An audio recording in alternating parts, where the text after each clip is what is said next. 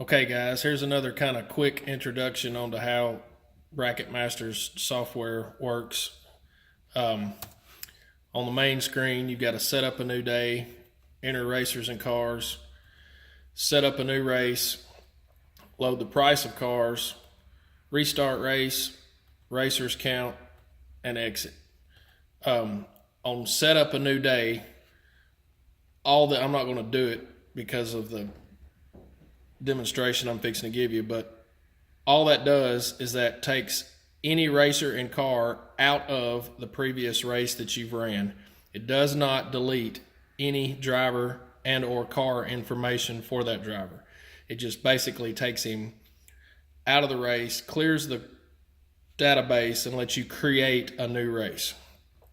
On enter racers and cars, when you click on it, it enters racers. It says racer's name. If you know the guy you're looking for, like John, for instance, you can type J-O, and it alphabetically order Jody, Joey, John, Joseph, Josh, so on and so forth. It lets you find a specific driver faster than I'm going to exit out, enter racers and cars, and having to scroll through everybody to find John, especially when you start getting multiple drivers in here like me. We've got over 200 in the system, and it just makes trying to find somebody that much quicker.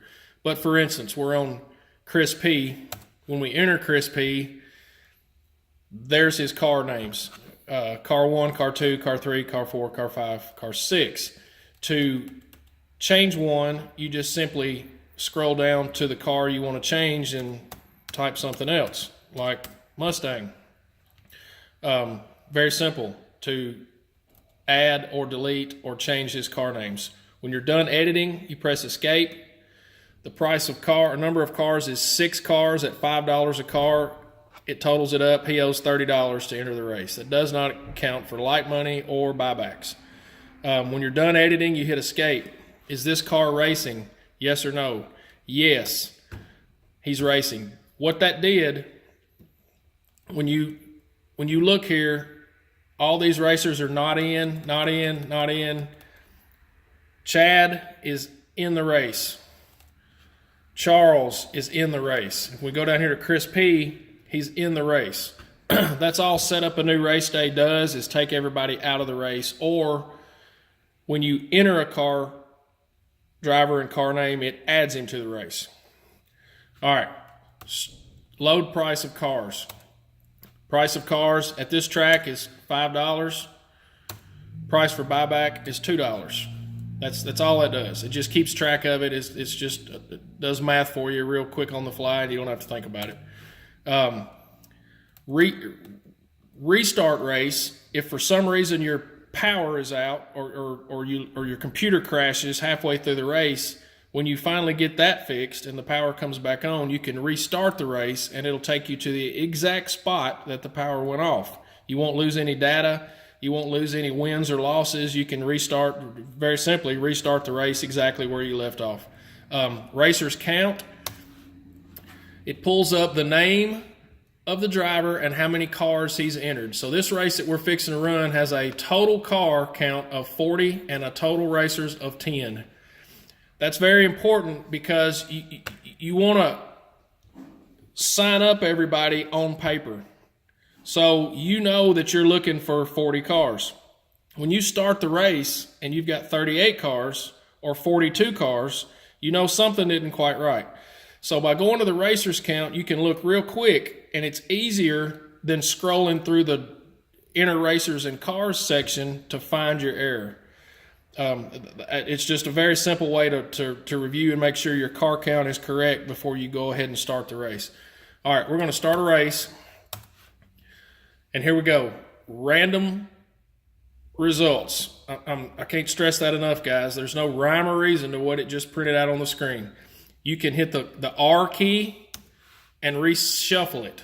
Now it's reshuffled and it's still random. You can hit that till the cows come home. It keeps on randomly generating pairs.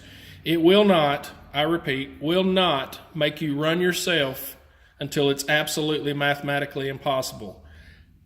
to keep you off yourself. Number 2, it tries to keep you from running the same driver more than twice in a round if it can. Now, let me touch on that real quick. I advise everybody to hit the S key for scroll and go to the bottom of the race and review the last couple pairs. In this instance, we'll see that Peanut and Peanut are back to back. The reason for that is that as it's trying to keep you from running the same person, if it can't keep you off the same person more than twice, it throws the results to the bottom. So somewhere in its shuffle, Peanut, it had an issue with Peanut, so it threw Peanut to the bottom. We did that on purpose. We want to let you be able to catch it and have a chance to reshuffle it before you get there and realize that Peanut or Tad, it almost happened to Tad. He's doubled that. There's a pair in between Tad, but you make the call. If Peanut is okay with running back to back, let it go. If not, you hit escape and reshuffle it again. You want to come down to the bottom and see if that one took. That one looks pretty good. Nobody's jumbled up at the bottom. And it does that on purpose, guys. We programmed it to throw the trash, if you will, to the bottom and give you a chance to go to the bottom. It's real fast to scroll to the bottom and make sure the race is okay. To start a race, you're only dealing with the left lane. Did Charles win or lose? If Charles won, that means Chris lost. If Charles lost, that means Chris won. Very simple. If for some reason you need to change lanes, if you want to swap them, if they come up to the line and Charles has already cleaned half the track in the wrong lane, you can just hit the letter C, swap the lane. If for some reason you need to move that pair down, you hit the D and it says enter number to move from. We want to move from 1, enter number to move down 2. We want to, for instance, we want to swap him with pair 6 or pair 5. We just enter 5. Enter. Now Charles and Chad and Charles and Chris swap pairs. Charles is in the bathroom and he can't make it to this race that he's on the line on. You can move that whole pair down and give him a little bit of time. You can also swap drivers in the left lane with other drivers in the left lane. Now, enter that at your own risk, because the whole point behind this computer program is to make random pairings. When you start getting in here and manipulating how the computer came up with, you're really defeating the purpose of having the software in the first place. But you can. For instance, if I wanted to swap Charles and Norad, again, guys, that's busting up the pair, but you can. So you would type F, enter number from 1 to 2, wrong key. 1 to 2, enter, bam. And it swapped Norad and Charles and left Chad and Josh alone. So there are ways to manipulate the pairings, but again, you know, do that at your own risk, because like I said, you're overriding what the computer wants to do. All right, let's just run through it real quick, and I'm just going to hold the Y key down just to make everybody in the left lane win. I'm just holding it down real quick. Also, it asks, are you sure? That's a safety check on there, because a lot of times your hand will hit the keyboard or something and you'll inadvertently hit a yes or a no and you didn't mean to. So are you sure? Every time it asks you, are you sure, you have to say yes or no. If you say no, that Y goes away on Emily. I meant to say she lost. So no, she didn't win. Now I'm sure, yes. It's very simple. We'll just keep going, yes, yes, yes, all the way to the end. At the end of every round, it pulls up a summary. Josh won 1 and he lost 3. Tad won 3 and he lost 1. So on and so forth, all the way through that round. That's when I personally announce it. Of course, everybody's looking at a big computer screen here in the track as well, but I announce, here's the results. If anybody's got a problem with it, you can go back and review it. It says okay here at the bottom. Okay, everybody's looked at that? Yes. Do you want to see a summary of their last race? Yes. Well, there it is. There's what happened. If we realize that Norad really did lose and Chad won, I can hit an X. X will change. This will change winner to loser. Okay? Yes. Now if you go back up and look, Norad is the loser, Chad is the winner. You can review it and fix any errors you come up with. Hit escape, takes you right back here to the racer summary. Now you can make sure it's right. Yes, do you want to see a summary of the last race? No, we're done fixing it. We want to advance on. Are you running a buyback round? Basically, this is version 2. If you're running a buyback round and there's 100 cars in round 1, there'll be 50 cars in this buyback round. It's only the losers of round 1 will run in the buyback round. The winners of the buyback round, 25 winners, will meet the 25 of the 50 original winners, and you'll have 75 cars in round 2. If you don't want to run a buyback round, say no, and that takes you to version 1. Takes you back to that's the only difference in version 2 and version 1 is the fact that you can run a buyback round. Version 1, 100 cars round 1, you're going to have 100 cars round 2. Just that simple, if everybody buys back. Do you want to add cars now? What this is doing is this is allowing you to add somebody that showed up late, for instance. If your race started at 7 and a guy walks in the door at 7:15 and wants to race, you can add him to round 2. So let's assume we want to add cars now. We say yes. Are you sure you want to add cars? Yes, I'm sure. What else this does is this lets you find Josh, who is already in the race, and there's his cars that he entered the race in. Nova 1 is in the race before. Nova 2 is in the race before. Vega 1 is in the race before. Vega 2 is in the race before. But what you can do, let's assume that Nova 1 broke. He blew up Nova 1. And we want to allow him to swap a car into round 2. Now we're going to change the Nova 1 to the rail. Just that simple. Just type the word rail, change Nova to rail. Now hit escape. There you go. You just changed his car. You didn't add a car, you just changed a car that he blew up. Or let's assume that AB wants to get in the race. He showed up late. There's AB's cars. All right, we're going to hit escape. He's in the race. When we're done with the adding cars, hit escape. Do you want to add cars now? Again, it takes you right back to it. We have to hit no before it advances. No. Are you sure you don't want to add cars? Yes, I'm sure. Here's your buybacks. I lost 3. Josh lost 3. You can hit N to not buy any car back. You can hit B to buy all the cars back. Or you can hit P to choose the cars that I buy back. And again, you see it already took it. There's rail instead of the Nova. And I lost in the rail, for instance. If you leave it a L, you're not buying it back. If you change it to a W,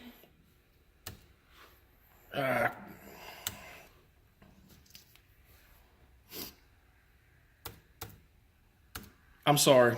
If you change it to a B, it buys it back. I bought the rail back. I'm not buying the Nova 2 and the Vega 1, and I already won with the Vega 2. It doesn't get, you're already in round 2 anyway if you won. So if you change them all to a B, now I'm buying everything back. If you leave them an L, I'm not buying any of my losers back. I had to think about that just a second, guys. It used to be a W key instead of an L, but it's a B and an L. So we're going to buy all of them back. When you're happy with the way this screen looks, hit escape. It says, are you sure? Yes, I'm sure. Now it goes to the next driver. And we're going to buy everybody back. Enter yes to buy them all back. Yes. Are you sure? Yes. Buy. Yes, yes. Buy. Yes, yes. Buy. Yes, yes. Buy. Yes, yes. Buy. Yes, yes. Buy. Yes, yes. Buy. Yes, yes. Bam. When everybody's bought back, there's round 2. We can reshuffle. We can scroll to the end and look for anybody jumbled up. Nobody's jumbled up. Hit escape. And if you'll notice, our cars went from 40 to 50. That's because I added AB with 10 cars. And there's 11 drivers instead of 10. Very simple. Yes, yes, yes, yes. We're going to hold the S key down. Scroll all the way to the end. Scroll, scroll. Yes, yes, yes, yes. There's our summary. That's what happened in this round. Yes, do you want to see a summary of the last race? No. Now, Peanut in the Blue Vega 1 has the bye. That randomly happened. The computer randomly picked Peanut. Do you want to assign the bye? No, I don't want to assign the bye. Peanut in the Blue Vega 1 has the bye. If Chad needs the bye, all I do is hit M, and now I moved Chad to the bye and Peanut where Chad was. If I reshuffle, Charles in Baby Girl 1 has the bye. You can assign the bye if you know the driver and car you're looking for. Let's assume Tad in the Chevelle 1 needs the bye. So I want a yes, Tad, Chevelle 1 needs the bye. Tad in the Chevelle 1 now is at the bye spot. It's that simple. A lets us tag Tad in his Chevelle 1, and what that's basically doing is letting me edit his car name to be able to type the word bye. Hit escape. Now, that will stick with that Chevelle 1 car until he is either out or wins the race. And that'll let you know that Tad in the Chevelle 1 has had the bye. Therefore, depending on your track rules, you can only let a driver have the bye once. Well, you know he's already had it once. And then, very simply, you just run the race just like you would. If halfway through the race you realize, wait a minute, I need to see what happened in the previous round. Somebody wasn't keeping up with their cars and they have a question. You can hit scroll, function, F5. And it takes us right back to the previous round. You can scroll through it and look. You can't change anything at this point because the new round has already started, but at least you can go back and look and maybe clear up an argument. Hit escape, escape again, takes us right back to where we were in round 3. We'll keep going, keep going. There's the summary. I'm happy with the summary. I don't want to see a previous round. Now Tad in the Vet 1 randomly got the bye. I'm not going to assign it. I'm going to leave him in the bye. There he goes. I can tag him or not. But you'll see here, his Chevelle 1 car has already had it. His Vet 1 car has not had it. So that's how that works. Just keep scrolling. There's the summary. I'm okay with it. I don't want to see it. Tad in the Chevelle 1 has had the bye. The computer doesn't care that he's had the bye, but since it popped up Tad and he's already had the bye, I would look for whoever is next in line to get the bye. You know, let's call it AB in the white Cutlass. So I would scroll, put AB in the white Cutlass at the top, hit M, moved him to the bye. Hit escape, ready to race. Yes, yes, yes, yes, yes, yes, yes, yes. Do you want to see a summary of the last race? No. Now, there's 4 cars left, and Tad has 3 of them. At the top here in big letters in red, it says no sort possible. The results that it displayed are still random, but it cannot keep Tad off Tad, so therefore in red letters, it's letting you know that a driver is racing himself. You can still change lanes. You can still move the pairs. I could still flop the driver in the left lane to try to keep Tad off himself, but I can't. The computer can't, we can't. Tad is going to have to pick which car he wants to win. So Tad won this one, and let's say Tad wants the Chevelle 2 to advance, so he loses this one. Here's the summary. I'm good with it. You want to see a summary of the last race? No. Tad got first and second. And that's how it works, guys. It's totally random. You have the power to override it to some degree if you want to change the results. There you go. I mean, it's about as simple as you can get it, and as fair and quick and easy for the race director and the racers. If you got any questions, don't hesitate to message me. Thanks for watching.